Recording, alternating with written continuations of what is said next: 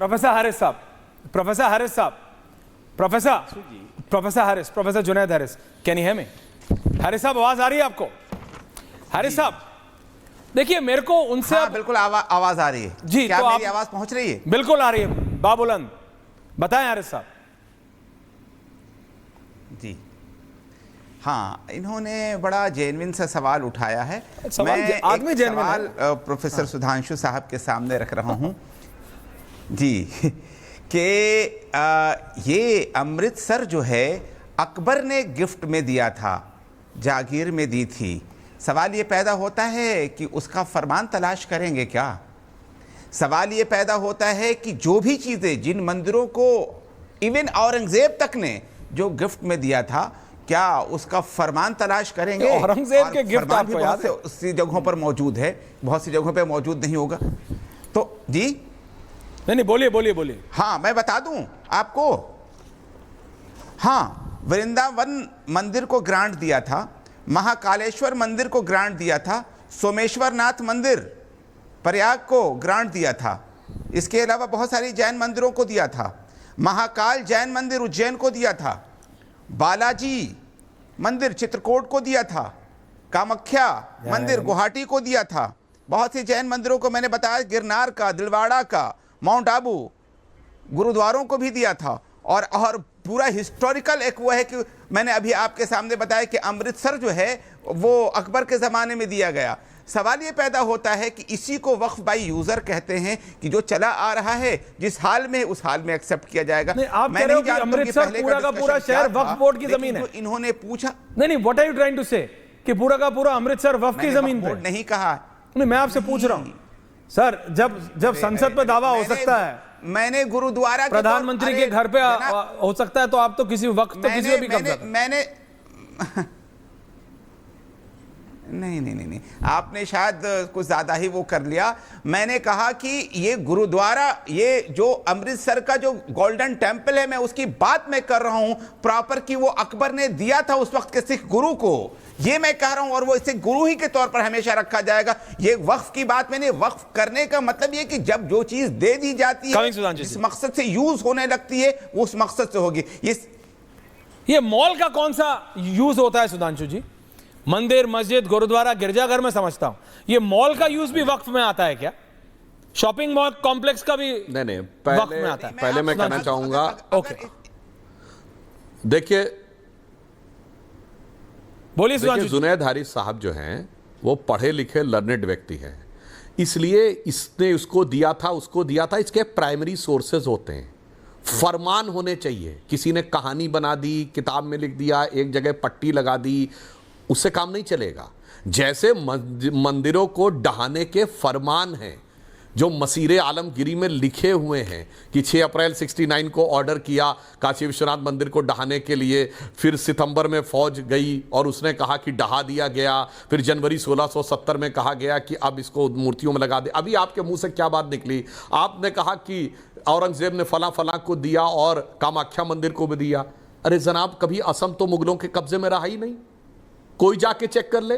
Battle of सराय घाट 1671 में अहम राजाओं ने भूसा भर दिया था मुगल आर्मी का, वो कभी वहां तक जा ही नहीं पाए और कामाख्या मंदिर को दान कर दिया। यही मैं कह रहा हूं सर, गजब की थ्योरियां हैं, ये लेफ्टिस्टों ने पढ़ाया। कोई जो लाखों दर्शक देख रहे हो जाके देख ले। मुगलों ने एक आखिरी अटेम्प्ट किया 1671 में, और वो बैटल ऑफ सराय घाट कहलाती है। लचित बरफुकन की सेनाओं ने, और वो नेवी के ऊपर भी लड़ाई हुई बरसात के दौर में, मुगल आर्मी की ऐसी तैसी कर दी थी। और वो औरंगजेब तुम्हारा 1707 में, सर कहां गए कब तक? इसीलिए मैं कह रहा हूं सर, कहानियों पे नहीं, प्राइमरी सोर्सेस पे क्लेम होना चाहिए। इसीलिए ये बादशाही का जमाना नहीं है कि मैंने कह दिया तो मान लिया जाए, सबूत होगा तो माना जाएगा और उसका पूरा एहतराम किया जाएगा। और मैं अंत में यह भी कह दूं, उस प्रश्न का भी आपने उत्तर नहीं दिया, किस भारत में कम्युनिटी को यह अधिकार प्राप्त है? आपने तो चर्चों में भी दावा कर रखा है, केरल बिशप काउंसिल ने लिखा है कि अमेंडमेंट करना चाहिए। आपने जमुनानगर के गुरुद्वारे पे दावा कर रखा है, तमिलनाडु के मंदिर पे दावा कर रखा है। तो मेरे विचार से भी तो सोचिए ना, दावा तो जहां माना जाए वहां कर दे, उसके बाद हमने कहा तो मान ले, कहा नहीं, लिखा माना जाएगा। जुनैद हारिस साहब वांट्स टू काउंटर, फिर राशिद भाई आ रहा हूं जी। प्रोफेसर जुनैद, मैं बिल्कुल इस बात से इत्तेफाक करता हूं कि अगर कोई दावा कर दे पार्लियामेंट पर, कोई दावा कर दे कहीं पर, बिल्कुल नहीं माना जाएगा जब तक कि कोई सबूत नहीं हो। मैं इस बात से पूरी तरीके से सहमत हूं। ये बिल्कुल गलत बात है, बल्कि ये तो एक मजाक है। ये कभी भी कुंभ पर कोई जाकर के दावा कर दे, कोई कहीं पर भी दावा कर दे। लेकिन अभी जो इन्होंने सबसे पहले जो बात कही है, मैं आपको बता दूं, बीएन पांडे ने जो मुख्तलिफ जगहों से फरमान इकट्ठा किए थे और अपनी किताब में उसको उन्होंने मेंशन भी कर रखा है, उसके अंदर मैं बता दूं ये फरमान वो कह रहे हैं कि वो आज भी मौजूद है। तो कामाख्या में वो तो अभी भी चेक किया जा सकता है कि फरमान मौजूद है या नहीं, एक कामाख्या मंदिर को गुवाहाटी को औरंगजेब ने दिया था या नहीं। इसलिए इसके अंदर तो हम आपस में डिस्कशन करें, कोई बात नहीं, बल्कि इसको चेक किया जाना चाहिए। मैं इस बात से सहमत हूं और इसमें कोई शक नहीं। मैं दोबारा इस बात को कह रहा हूं कि कहीं पर भी जाकर के कोई भी दावा कर दे, बिल्कुल मैं इसका मुखालिफ हूं कि वक्फ के नाम पर नहीं किया जा सकता है। बल्कि मैं एक मशवरतन एक बात जरूर कहूंगा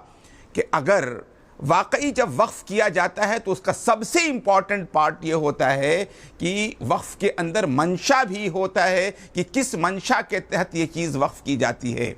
मैं पूछता हूं कि जिन चीज़ों को मुसलमानों की भलाई के लिए सत्ता पक्ष यानी बीजेपी इस वक्त सब कुछ करने वाली है, क्या लिस्ट उसने तैयार कर लिया है कि किस किस मकसद के लिए कौन कौन से औकाफ हैं? मैं समझता हूं कि मैंने सही जेन्युइन जगह पे सवाल किया है। प्रोफेसर सुधांशु साहब इसको ज़रूर क्लियर करेंगे किन किन मकासद के तहत जो है वक्फ किया गया है। वो लिस्ट अगर दे दे तो मैं समझता हूं काफ़ी आसानी से काम हो सकता है। सुधांशु जी, सबका होगा, मॉल का तो नहीं है उसके अंदर ऑप्शन आपने दे दिया, शॉपिंग कॉम्प्लेक्स का तो नहीं दे दिया, अपार्टमेंट कॉम्प्लेक्स तो नहीं दिया, 5 सितारा होटल तो नहीं दिया। बिल्कुल बता रहा हूं सुधांशु जी। अच्छा, एक बात और भी, आजादी के बाद से लेकर कम से कम अब तक जिन जो मॉल बनाए गए हैं और जो चीजें कब्जा की गई हैं वक्फ पर, मैं समझता हूं बीजेपी इस पर जरूर कम से कम अपने आप को तैयार रखे हुए है कि उनको तोड़ेगी और मुसलमानों को वापस दिलाएगी। और हम इस मामले में जरूर राशिद जी आ रहा हूं उसके बाद किस चीज का हमको वेलकम करें। ओके, सुधांशु त्रिवेदी इस काउंटर।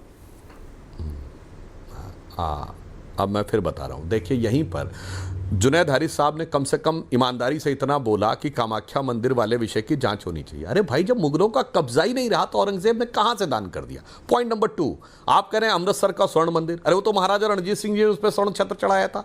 और औरंगजेब के बाद तो वो उसके बाद नादिर शाह आया 1739 में, अहमद शाह अब्दाली 1764 में। कहां मुगलों का कंट्रोल रह गया था भाई अमृतसर के इलाके पे? आप तो पढ़े लिखे हैं साहब, प्रोफेसर हैं, हवा में बात नहीं होनी चाहिए। और मैं एक और ईमानदारी से बात करना चाहूंगा, आप भी हैं मुस्लिम स्कॉलर, मौलाना अंसार रजा भी बैठे हुए और तीसरे मुस्लिम स्कॉलर बैठे हैं। अगर यह माना जाए कि किसी मुगल बादशाह ने मंदिर को दान दिया बकौल आपके, तो बुत परस्ती में इबादत में मदद करने वाला इस्लाम से खारिज है या नहीं? बुत परस्ती कुफ्र है, शिर्क है। बहुत सोच समझ के बोलिएगा, ये दोनों तरफ की बातें नहीं चलेंगी कि जब मुझे जैसा लगेगा वैसा मैं कर लूंगा। आज भी ये फतवे दिए जाते हैं कि अगर मूर्ति के सामने झुक लिए और केवल गणपति बप्पा मोरिया बोल लिया तो भाई वापस माफी मांगो। आज सलमान खान के हाथ में मंदिर का लॉकेट देख के तो फतवा आ जाता है। और औरंगजेब से लेकर अकबर तक जान दे रहे थे, और उसके बाद भी बादशाह गाजी आलमगीर, बादशाह गाजी जिंदा पीर थे, बादशाह आलमगीर थे। तो गजब के तर्क है सर, कोई भी पढ़ेगा तो दोनों बातें आपस में एक दूसरे को कच कच कच कच काटती हुई नजर आती हैं। इसीलिए जिन पांडे जी वगैरह का आप उदाहरण देते हैं, सब ज्ञानदेव पांडे ने इसी प्रकार का दुष्चक्र फैलाया हुआ है लेफ्टिस्टों ने। हमें उससे हटकर ईमानदारी से खड़े होइए और इस्लाम की जो शानदार परंपरा है भारत के इतिहास में, जो मलिक मोहम्मद जायसी, अब्दुल रहीम खान खाना, सैयद इब्राहिम रसखान, आलम शेख, अमीर खुसरो, वहां से लेके वीर अब्दुल हमीद, अशफाकुल्ला खां, डॉक्टर एपीजे अबुल कलाम, उस्ताद फरीदुद्दीन डागर, उस्ताद जाकिर हुसैन, इनसे जोड़िए ना। काहे बाबर तुगलक औरंगजेब से अभी भी जोड़ने में लगे हुए हैं और फिर आकर इसरत जहां याकूब मेनन और जाकिर नाइक से जोड़ने में लगे रहते हैं। ये लाइन छोड़िए, असली लाइन पकड़िए। राशिद शरीफ, प्रेसिडेंट SIMPLB हैदराबाद से लाइव है। राशिद जी सुना आपने, I want your first comment. माफी चाहता हूं इतना देर वेट करना पड़ा आपको। राशिद जी। बिल्कुल सर, मैं हमारे सुधांशु जी से बिल्कुल आसान सा सवाल पूछना चाहता हूँ। डिफिकल्ट वाला पूछ लो, अगला तैयार है। जिस तरीके से वक्त बिल के बारे में डिफिकल्ट वाला पूछो। जिस तरीके, हाँ नहीं बिल्कुल, जिस तरीके ऐश्वर्या जी, नहीं बहुत आसान पूछूंगा आ रहा हूं, सर, हरीश साहब। क्योंकि देख रहा हूं जब से बात कर लूं? हाँ, मुसलमान Coming. ऐसे कुंभ मेले में खिलाएंगे खाना तो आप नाराज हो जाएंगे, मुसलमान अपने दरवाजे खोल देंगे हिंदू भाई के लिए तो आप नाराज हो जाएंगे, मसाजिद में बुलाएंगे उनकी खिदमत करेंगे, आप बोलेंगे कि भाई आपको ये इस्लाम कहाँ सिखाया गैर गैर की मदद करना। हाँ, इस तरीके से नहीं करना चाहिए सर, इंसानियत सबसे पहले है सर, इंसानियत सबसे पहले। वो अकबर क्या करा, औरंगजेब क्या करा, कोसी मंदिर को दिया, कोसा वक्त उसका रिकॉर्ड क्या है। मैं ये जो यहाँ पे जो संसद में लोकसभा और राज्यसभा में जो बिल पास हुआ है उसके बाद की कार्रवाई मैं आपको बता रहा हूँ। ये आरएसएस क्यों एक्टिव हो गई सर, बीजेपी क्यों एक्टिव हो गई, एकदम ये तो सरकार का मामला है। ये बिल पास हुई मुसलमानों के लिए अच्छाई के लिए हुई, मुसलमानों की बेहतर जिंदगी के लिए हुई। कुछ अगर करना है जो नहीं करे वक्फ बोर्ड वाले, अगर ये लोग कुछ करना, सरकार कुछ करना चाह रही तो प्लीज, मगर ये एकदम एक्टिव होके आरएसएस, बजरंग दल, बीएचपी एक तमाशा कर दे, मंदिरों पे वहां पे ऐसा नारे लगाना चालू कर दिए, जय सिया राम जय, अरे इससे क्या ताल्लुक है।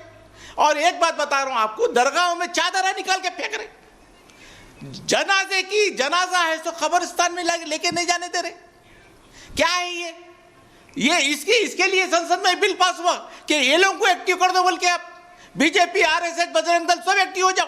इससे क्या ताल्लुक है, जरा आप मेरे को बता दीजिए।